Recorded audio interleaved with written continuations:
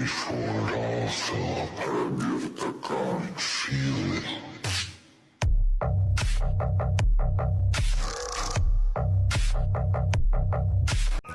うも、やすです。ですね。中古で買ったね、ラジエーター、サブタンクね、もう外してしまったんですけどね、なんとか外れましたね。これと、そして、サーモスタッドね。サーモスタッドがあるので、とりあえずね、今日サーモスタッドをね、変えてみようと思いますけど。よいしょ。はい、こんな感じですね。結構ね、外しやすいのではないですかね。3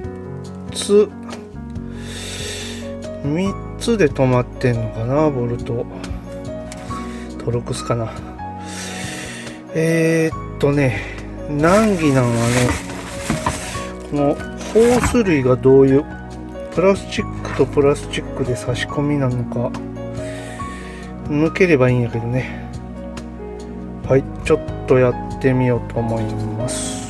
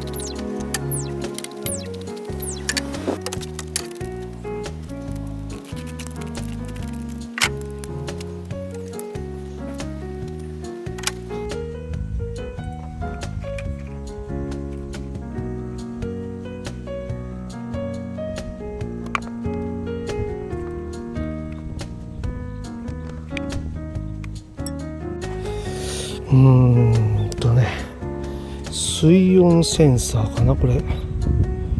ちょっとこれ取れてたね。これが原因でオーバーヒート、どうなのね。とりあえず断線してるね、これが。ちょっと BM で部品を注文します。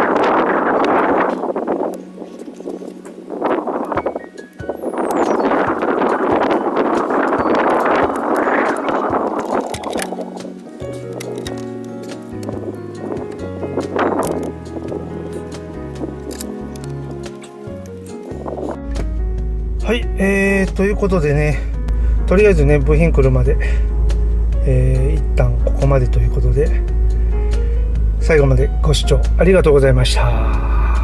ではまた次回もよろしく。